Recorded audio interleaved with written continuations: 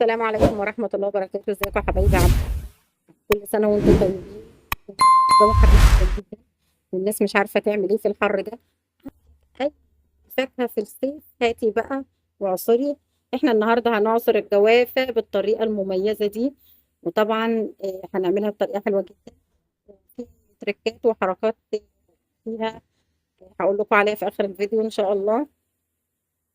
قبل ما نبتدي بقى، وقبل ما نقطع، وقبل ما نعمل أي حاجة، هنسمي ونصلي على الرسول صلى الله عليه وسلم، ونبتدي نقطع الجوافة بتاعتنا كده. طبعا بتغسليها كويس جدا، وبتشيلي اللي هما الحتتين اللي من فوق واللي من تحت. تمام. ونبتدي نقطع الجوافة كده على حسب الخلاط بتاعك. طبعا انت عندك الخلاط سريع، الخلاط بطيء.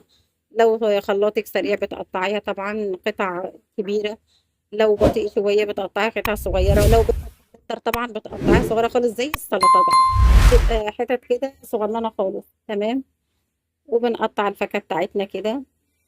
عندك بقى فواكه كتير في الصيف، ممكن تعملي كانتالوب، ممكن تعملي اناناس، ممكن تعملي اي حاجه موجوده في السوق. يعني قبل العصر عندك العنب كمان بيتعصر بطريقه مميزه جدا، وان شاء الله هنعمله المره الجايه.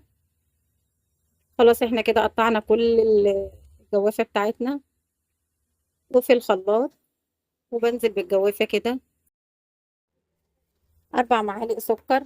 لو مش حابه تحطي سكر ممكن تحطي عسل ابيض.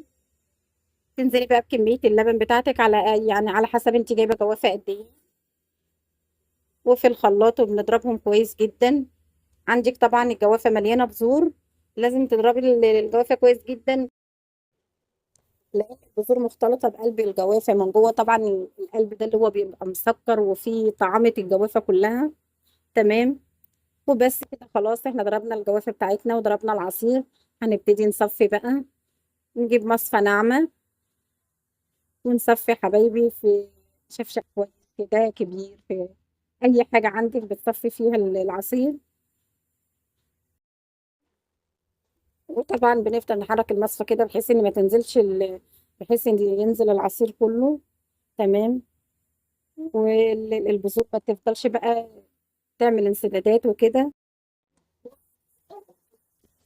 وبعد ما صفينا كل العصير حبايبي، في عندك بقى تركات وفي حركات كتير قوي ممكن تعمليها. طبعا انا ما عملتش لان ولادي ما بيحبوش الحاجات دي.